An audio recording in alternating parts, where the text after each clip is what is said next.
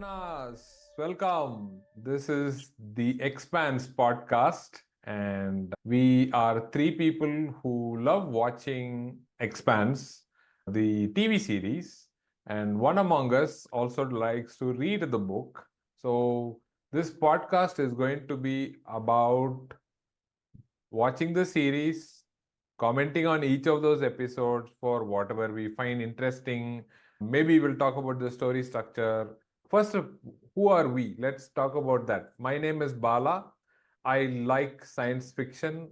I watch a lot of science fiction movies, TV series, and one day I'll probably write a good science fiction series as well. So that's my game here. Over to our next host, Sumit. Hi everyone. Whoever constitutes the term everyone. All the Uh, one person. Okay. yeah.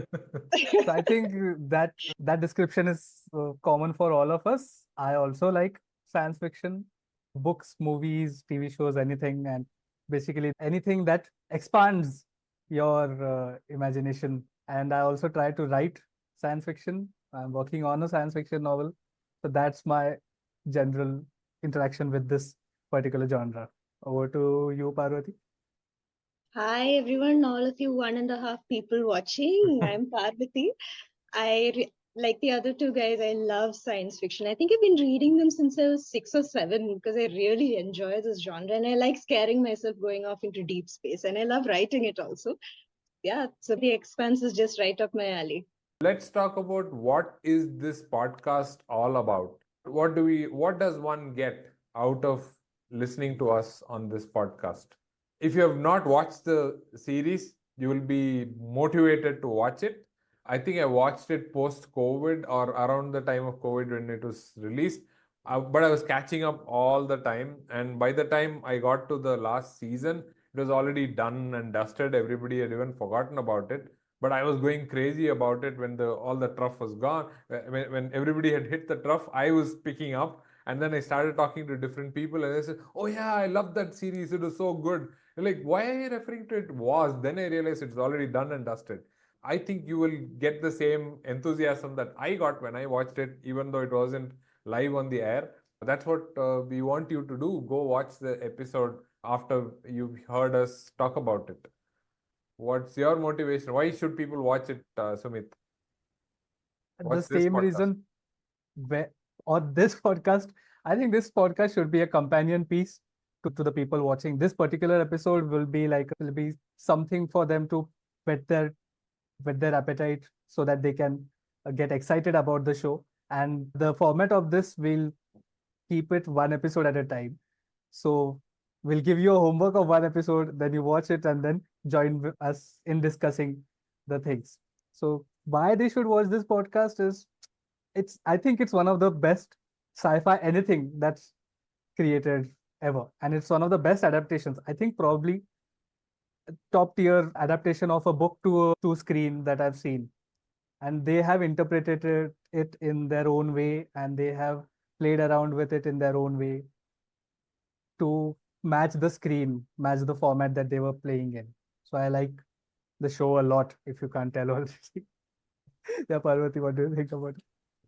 I actually think that the Expanse is just so vivid. It shows a future that's very realistic. It could possibly happen. It shows space exploration. It shows the dangers of a disease gone out of control. It shows a Yeah, lot of things. It also shows leadership, camaraderie aboard a spaceship. It shows the spaceship itself. And I think that's a lot of fun. And honestly, I think these are very good reasons to watch this and imagine a future that could be. And the Expanse gives that really, really well. And for me personally, it was a fantastic introduction to space opera. It's not an introduction to space opera, a particular type of space opera. I really enjoyed it. And I think you should watch it just to get lost in all the tech and the future on in the people relationships. It's amazing. I think that's a very good reason. Also, I have a good reason for you to watch it because we said so. That's why. yeah, there's the diktat there.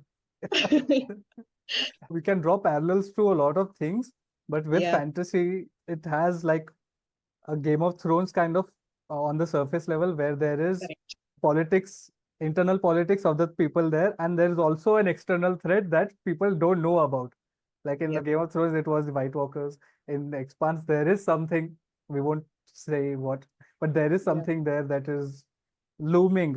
The danger is looming, and people are Correct. scared of it. So you can, And I also, yeah, yeah, I also love how they analyze the psychological profiles of all of these characters because yeah, they look at their fears, they look at their obsessions. It's all done so well. Yeah, very relatable characters. Holden, although he's the seems like the protagonist, he's so fearful at times. Yeah. He cannot take those brave decisions. And then suddenly he tells this is the classic scene I remember that he approaches Naomi and with the intention of saying something very serious, and then he says, "Next time I do this, remind me like you just did." That's what he Yeah. said. Dude, that is so relatable because yeah, often heroes are always kept on that pedestal and they cannot do any wrong. So that's how Mm. they are. And they have those flaws, yes, but this guy is always an earther. I mean, as in literally down to earth. It's just unbelievable. There are some amazing moments. I just loved the series because of this. there are also no clearly black and white characters. That's what makes a great drama, actually. There are no Mm. clearly Yeah. black and white characters, but all of them are perfect shades of gray. So, Correct. It's possible to actually sympathize with somebody who's losing their mind, or it's also even possible to feel a bit of sadness for people you haven't met. You've just heard about them, but then you find that something has happened towards the end of the episode or the end of the story, and then you think, my goodness, I've been feeling so bad for them throughout the story, and I'm yeah, just seeing them now and they're not even alive. It's a I think it does this very well. And it's an interesting to just sit through the whole thing and get engrossed in it. It's an amazing experience. Correct. Yes. Usually, I mean, we are so accustomed to watching Star Wars. There is a clear dark side, and there's light and dark. That's it. That's Yeah. yeah, they've clearly named it. divided. If They you had named any it light and confusion, dark. light and dark side. Right, Light right. and There dark. should be no confusion, right? So all these guys are dressed in black. They have red color lightsabers. Okay, bad guys. And Yeah, here other colors and they're dressed in light clothes. Good guys. No doubt about that. There's absolutely Yeah. no doubt. Here, even the guys who are supposedly perpetrating, crimes, you start thinking, is it really a crime? Is that really so yeah, bad? What Yeah. he's trying to do? He's trying to unite them. Oh, okay. So that from a point of view, it's all right. yeah. If you look at a terrorist from within that, he is a revolutionary there. Correct. Exactly. The problem with clear cut black and white is you can't really identify. Nobody can be that good and nobody can be that bad. In Yeah, betweens is what the Expanse does really well because the shades of gray is what helps them helps us relate to them. And it's what makes these characters relatable. Even if someone does something really horrible like a murder or they unleash a disease, you just somehow you can see it from their point of view also, not that you want to do it yourself, but you do yeah, see where they're coming from and yeah, you get their motivations. Yeah. And I think I heard this from Sumit. The politics, it is so realistic. I mean, you can Correct. draw yeah, parallels with so many things that happened in history. Probably isn't Mm. even happening right now. You can Yeah. relate yeah, to that. I mean, each of those planets or planetoids, they all become a nation. So then the whole outlook changes. Things that many of us take it for granted, like gravity. You can't take it for gravity. You can't take it as such. Air, those are things that, and water, like you see rain, you see water, all those things are dealt with. Each of them, one of them has no rain, has never seen rain in life, has never seen yeah. a Yeah. Yeah. water body which has no end. That was a beautiful scene. I mean, even communication. So if you're used to Star Trek or Star Wars, communication is instant. Whether you're Yeah. all across the galaxy or you're like next door, it Yeah, happens instantaneously. Here, Mm. it's in fact pivotal to the story that any decision you make, there's a 25-minute or a 1 hour lag. And Yeah. yeah, and it's atrocious because decisions are supposedly momentous, right? It's yeah, that Yeah. at that moment it happens, but not here. It doesn't happen like that. and you have to wait for something to come in, which is actually nerve wracking. You don't know what they're going to say, but you have to take that decision right now, right this second, right this minute. Yeah. The thing you said about taking things for granted, it's also Yeah. how good world building is. Like the people there, they Yeah. don't talk about the percentage of oxygen in the air. They don't talk about how tough gravity is there on that particular world.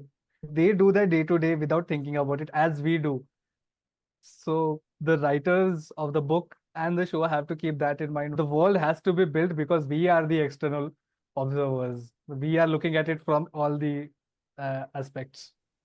Correct. In one of the belt scenes, I think this is in, I forget the Can you exact just planet. clarify what a belt is? Okay. Let's go with the basic terms. Earth and Mars are colonized, and belt is the asteroid belt between Jupiter and Mars. This is a time, the whole story is set in a time when all of this is colonized. There are people living for generations in either of these places, the planetoids or asteroids, the asteroid belt, or on Mars. And Luna, as they call it, as they refer to the moon, is also colonized and seems to be only for the rich and famous. That's Yeah. what that's the It's a White Lotus party hotel kind of yeah, stuff. exactly. Yeah.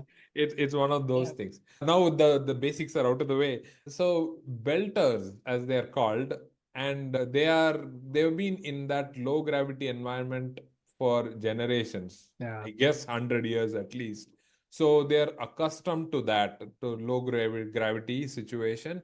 That I guess their bones are less dense compared to Bones are less dense. Yeah. They less are dense. taller because Yes. there's no gravity pulling them down. Yeah. They're And physically also different. Yeah. yeah. Also the atmospheric pressure they are not able to handle. If any belter comes to Earth, they are not able to handle the atmospheric pressure of the air. For me, water as a resource from outside, extraterrestrial resource was also, mind blowing. Saying how can they, grab frozen water and transport that, and that becomes a vital resource. That was, in fact, it's in the scrolling. It's in the initial scroll itself where they show this before even the first scene is shown. They show a few text lines, and in that it's mentioned that water becomes a vital resource, Yeah. frozen water particularly, and they're mined for that. So I was saying belters refer to people from who live on Earth, Moon, and Mars as inners, as in the inner planets, because Inner they planets. are outer. Yeah. So The outer. they're the outer form. I mean, they're the outermost, so to speak. I guess Ganymede also shows up in this. Ganymede and Ganymede is also colonized, I is think. colonized, Yeah, yes, it's but they're more like colonized. research station there. So they Yeah. only have these agriculturists and scientists Yeah. living there. It's more a lab than a real place where people stay. And there's one more also, like Ganymede, I think Phoebe, huh? Phoebe. Phoebe is also colonized. That's also an important thing in the first season. Of course, we'll talk about all of this. Yeah. We are telling you what makes it amazing. So we've heard of these things, and that's what makes this series so amazing. Yeah. One thing I found particularly interesting in the Expanse is they are mostly confined to the solar system, unlike, say, Star Trek, where you're running all around the galaxy and then you find a couple of Yeah. people from the next galaxy also. Right. Here you're just confined to the solar system. You're confined to the moons of the solar system or the asteroids, and there's not much scope for leaving because the technology is, I think, a little bit more realistic than, say, the Yeah. warp drive in Star Trek. So it's a very interesting take on space travel, because technically you have gone out into space, but you're still within the solar system, and here you're Yeah. running around here in the solar system and wreaking havoc, doing things, organizing revolutions. It's an interesting take.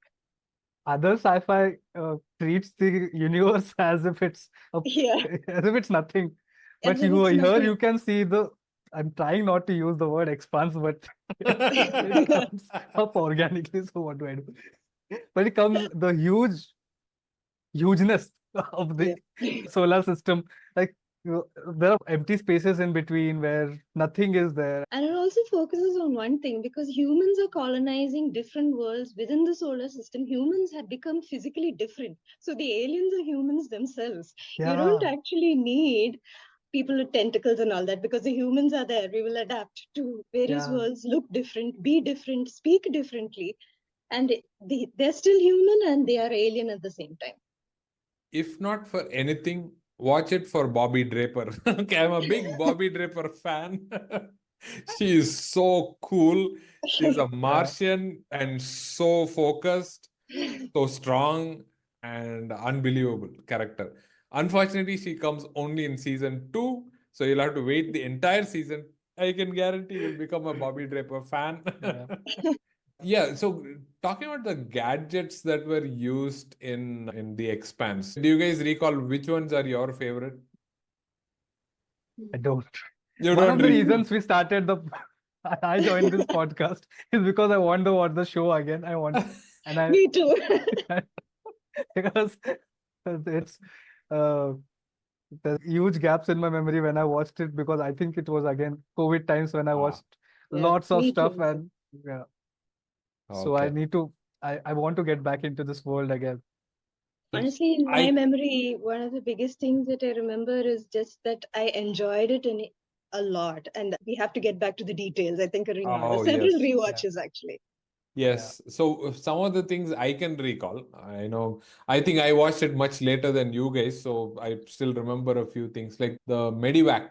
So you just wear something as a sleeve Yes. and it starts working on you immediately. These are direct extrapolations of what we already find, right? So there's some of the technology that we have. This is sort of building on that. Like the donut MRI that you see, it's a miniature version of that you can fit it around your arm and it starts working on you. The Medivac is really cool.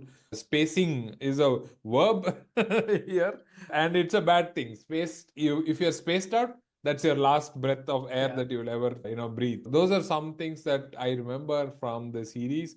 Gadgets wise, I think there are huge ones, there are small ones. The huge ones being spaceships that are just mammoth in size. I remember reading this Rendezvous with Rama. So this is a Arthur C. Clarke science fiction in which he describes this huge ship, a cylindrical object, where I think the extended like 30 kilometers is one Yes. side of the cylinder, which means that for 30 kilometers you don't see anything and you can see the end of that 30 kilometers later. So it's a straight line there. That kind of a ship exists in the Expanse. Not the same scale, but it's pretty huge. And all the asteroids, you don't have to now struggle to recall what are their names. It just becomes part of your vocabulary because those are all important plot points in the entire series. There is no magical, something that is almost like fantasy kind of gadgets here. Not gadgets, but there are some elements that come later in the series. That's true. That is true. Yeah. Yeah, fantastical, I would say. I don't think they're Fantastical, they're like fantasy. Not Yeah. fantasy. Not fantasy. Yeah.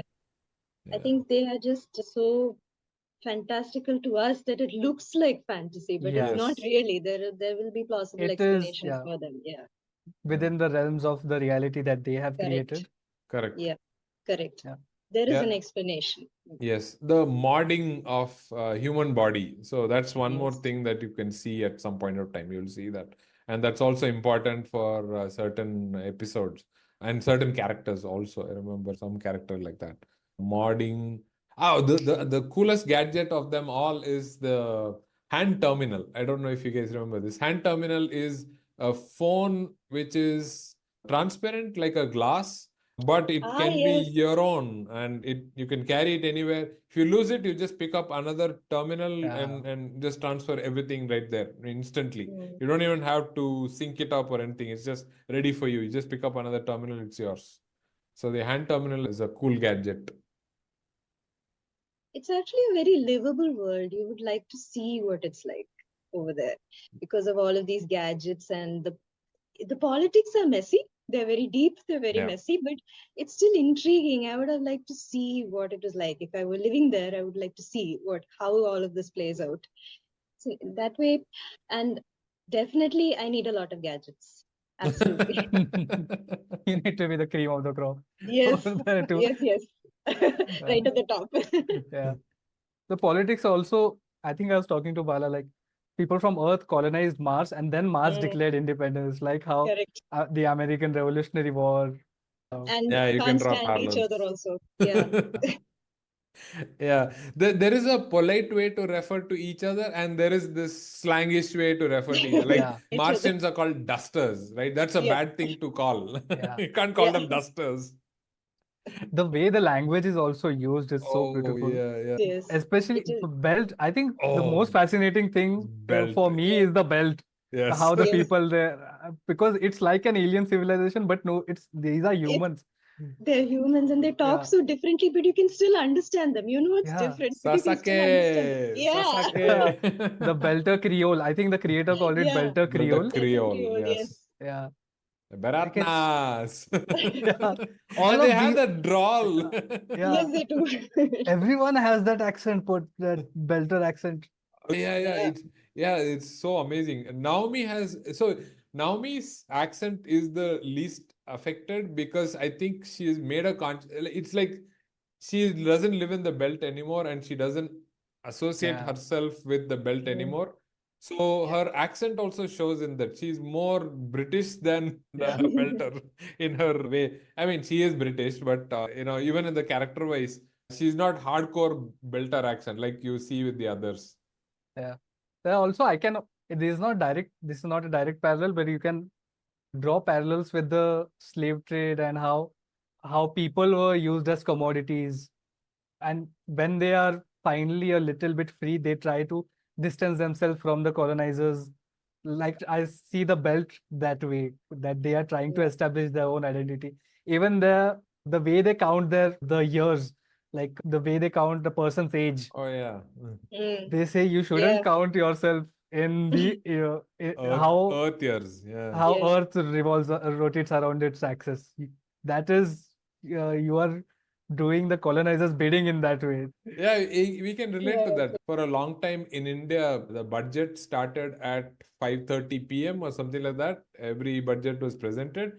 Then somebody realized, hey, that's because we want to align it to the UK because it is Yeah, noon or 1 or 1 p.m. there. So it sort of synced up with that. And they said, oh, this has been so long since UK guys left, British guys left. So we Let's should do something change it. different. Yeah, change it. So we can Change relate it. to some Yeah. of these things, right? So it's awesome. yeah, It also shows, how the earth has united, but when we have found other ways to fight with each other. And yeah. when I'm, That you would consider as an ideal yeah, future, like that the correct. Earth is one whole United Nations, united, right? yeah, Yes. actual united nation. But no, we found other ways to fight with each other. Let's go to the other planets and then let's establish colonies and let's fight. Let's Yeah, have wars. yeah. Because we need war. Yeah. We can't fight among ourselves. We create the enemy now. We create, and since we are so bored, let's colonize all of these and fight. Let's have some galactic wars or something. Christian, the Earth leader, is so Viscerala. Visarala. Mm, She is so yeah. bent upon pinning things on Mars, or it has to be those guys, because they are our favorite enemy. We have to pin Yeah, something or the other on Yeah. them. It or sounds I so. yeah, I mean, we've so It's listened so to it. It's realistic. I realistic, mean, when exactly. yeah, something happens, we always have that favorite enemy, which I shall not name. yeah. I just got it. Okay. Also, it's so good to see a character wear a sari. Yeah. Oh, yeah. Okay. It's a Let's messed up. not go I don't there. know Okay. what kind of sari it is, but it's some kind of sari. I guess it's a futuristic sari. It's a futuristic sari, Futuristic it sari, goes yeah. all over. It's everywhere. Yeah, Yeah, it defies gravity or everything. yeah. Well, like we were talking last week, also like the languages for Indians. Since we are three Indians discussing, there's not a lot reference to India and Indian culture, but there are Hmm. some subtle indications to the language. Yes, yes. Some words that are used mostly in Well, Hindi only. voila. Yeah, Mm, yeah. Velwala. And there are certain I remember seeing certain Devanagari words like Oh bar yeah, is Yeah. written as bar, oh something yeah, like yeah. Yes, there are In some. fact, Yeah, in correct. in the belt, the whatever is like a metro railway, they announce it yeah, in Hindi as well. Mm, yes. yes. Of course, subtitle just says Hindi. They got- Just plain Hindi. I'm not Just going to Hindi. translate. yeah. announcement in Hindi. That's what it says. And I there is wonder if Rani the sub Chennamma. Rani Chennamma is one of the, I think, Martian frigates. I think yeah, I I think so. don't Yeah. recall now. I wonder if the subtitles were set by a South Indian because we can't be bothered with this thing. Even in the future, you Yeah, don't want even in the Hindi future, imposition. no Hindi protest. Yeah, yeah, that was interesting. There's also other Sirocco. I think one of the ships is called Sirocco, and so they've made a very conscious attempt to pull elements from different nations, different Yeah. cultures, so Yeah. so that it's not just one culture which is represented and that's it. So one guy reminded me of the boy, right? So he keeps bugging Miller all through season one. I forget his name. Of course, we'll watch the season soon, the episode soon. He reminds me of the guy who accompanies Leonardo DiCaprio on Titanic, the guy who keeps accompanying him. So it reminds me totally of him. He wants, boy knows Also a ship. something. Sorry, what? Yeah. Also a ship. Also a ship, yes, Yeah. absolutely. This guy keeps saying Pampa. Pampa, I think, is like an old guy, right? Refers to an old guy, I think. So he keeps referring to him as an old guy. Speaking of Titanic, I don't know, it's a weird segue, but there's a theory So he in started it. Bala started it. So you can Guilty as continue. charged, guilty as charged. there's a thing in writing where it's called an iceberg theory, where Yeah. you just show the Give the 10%, yeah. yeah, but the 90%, you know the 90%, or but you just show bits and pieces so that the world seems that big for the reader or the viewer. So in this too, like, where did Pampa come from? So if you go and search, maybe it's from another language that they.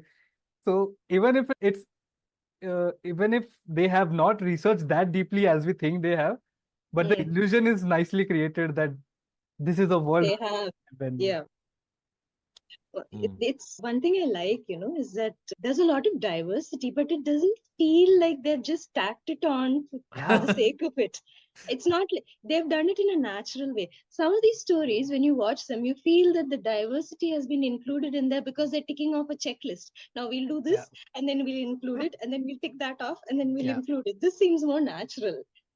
Star Wars started with an all-white cast in 1977, and then by 84 they had every race represented. No, the funny thing is in what is supposed to be a prequel, they have more diverse characters in Correct.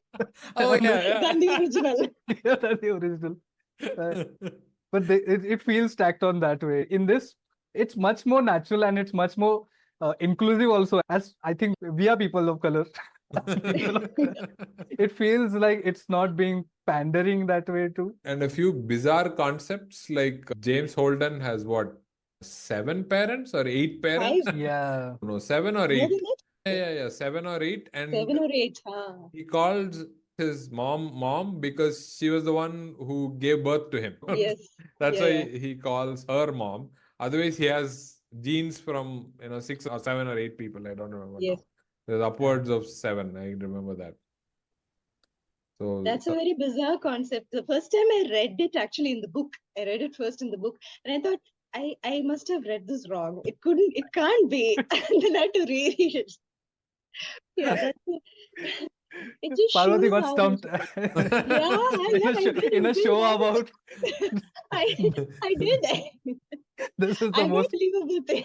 I mean, there's so many unbelievable in this, and but in so these many strange that I things, get, yeah. This was one thing that really stumped me, and I was, what did I just read? I have to read this again. Yeah, I think that challenges the core biology that we know about us. The other things don't change your innate humanness. Like, it has always been 2 people, 1 kid, or 2 kids, or many kids. That's possible, but not many people, 1 kid.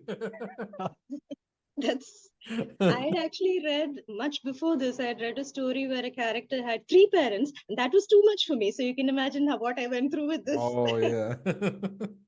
I was just thinking about how they've also thought about how growing up in a certain environment dictates their thinking, their socio-political views, and how they are as a people. Like the belts, because they have grown up in hostile environment, they Mm. put self-reliance, toughness, and that above everything else. And Earthers Yeah. are always shown as lazy lumps who just take everything for Everything for granted. granted, yeah. Granted, they have polluted seas, they have polluted that, polluted this, everything. But they have such glitzy skyline. And I mean, they keep showing New York, I guess, as the representative. But it's Yeah. pretty much, I think we can extrapolate it. Like Sumit said, you show one show, you think it's an expansive place. So Yeah. I think they also show some other states later on, but The place where Holden Yeah. grew up, it was beautiful. I was like, why yes. did you ever leave? Exactly. this?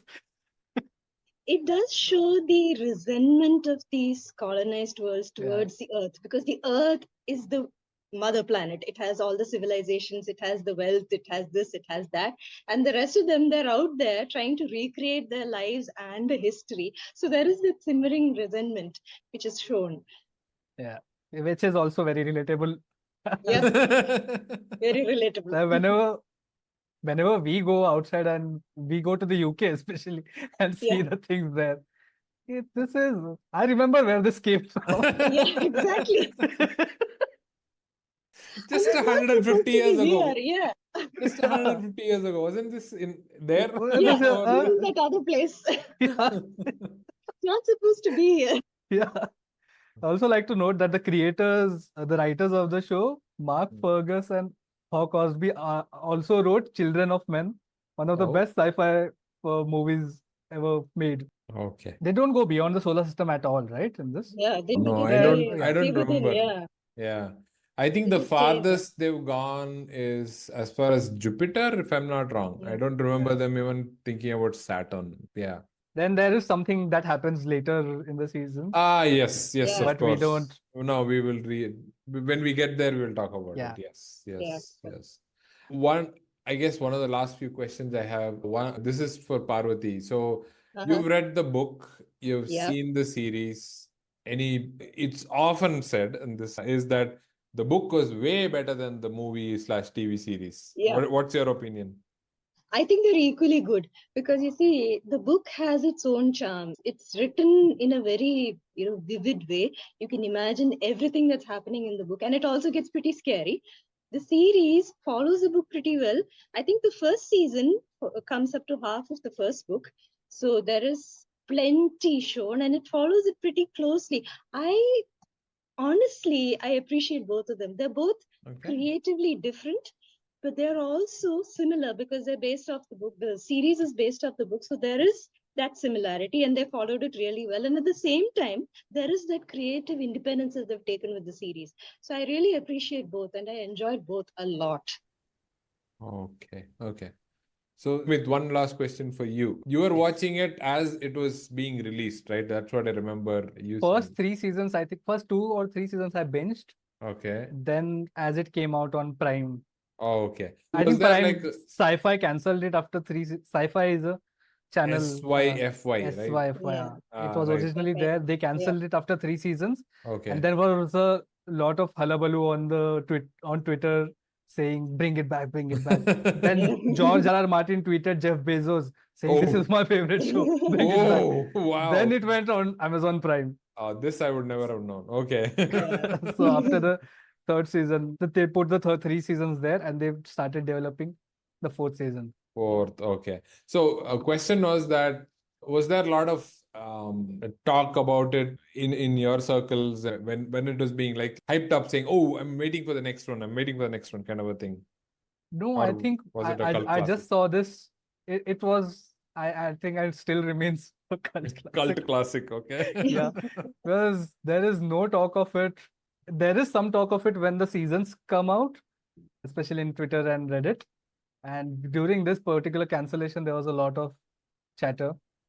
Mm. So I think I got to know of it from that. I think Rohan Joshi in one video he recommended it, but I don't exactly remember if I got into it through that or through Twitter. Bala, I had one question for you. Can you explain the name of the podcast? Why are we called Remember the Cant? Yes, correct. Remember the Cant. Okay. So remember the Cant is the third episode, if I'm not wrong, in season 1. And Canterbury is the name of the ship that's destroyed in the first episode. No spoiler there. It happens right up at maybe at the 15th or 16th minute of the episode 1. And that's pivotal because that brings the final team of the main ship Rocinante together, and they go through hell to get out of that alive. They have to scrap through, and that's a good precursor of what's going to come next. Is they always are at this edge of whether they're going to die or they're going to live throughout the series. That's how the series goes. And in that, in a moment of desperation, James Holden does a wide broadcast. That means he telecasts to everyone who has a receiver, saying that Martians are going to hold us hostage, and the Canterbury is destroyed, and we are the sole survivors of that. So since they came from the Canterbury and they were hauling frozen ice for the belt, Holden becomes, what do you call it, international celebrity. So interplanetary celebrity pretty much, or not even overnight, it's like within an hour. And so everybody starts chanting, remember the Cant, remember the Cant. And there are posters all across the systems. Even when they get to Eros, there's a poster there. They get to the belt of in Ceres, right? There also Yes. there are posters. So he becomes a celebrity. So remember the Cant is a big slogan. And I thought since that catapults the whole, for not only the first season, but makes James Holden the star of the systems that he is, that in fact he has a shot at all the major decisions in throughout the series. Yes. It suits it so well. Yeah. It's also the inciting incident for the show, Correct. the For the destruction whole of the thing, for Cant. the entire story. Okay. Thank you, folks. Sumit and Parvati, this is great. This is season 1, episode 00. We have another episode 0. Episode 00 part 2. Okay, no, I don't think so. I want to watch the first episode. We'll finally watch the first episode. Yeah, so we will see you in the first episode starting next time. Next episode, we will start with the first episode of season 1. And we'll watch it and then we will critique it. We will not only talk about the stuff that we liked, but we may also talk about the stuff that irritated us, like Christians mismatched saris and whatever annoys us, we will definitely talk Futuristic, about we'll call it. it. Futuristic Futuristic saris. annoyances. Terrible fashion sense. Yeah. Okay. Wait, we had written on a slogan. I remember. So when I say, I remember the Cant. Sumit, you started then. don't forget to we all say it together, okay? Okay. Fine. Okay, one of my favorite podcast or communities is Nerd Fighters. So their slogan is "Don't forget to be awesome." So we're just stealing that. So as we say in our hometown, Yeah. don't forget to Remember remember the The Cant. camp. or else. Or You didn't else. add that. You Or didn't add that. Wait. Or You're else, supposed to yes. add or else. We should just have Parvati saying or else with the Yeah. Right. Or else. Oh, that's it. That's it. Perfect.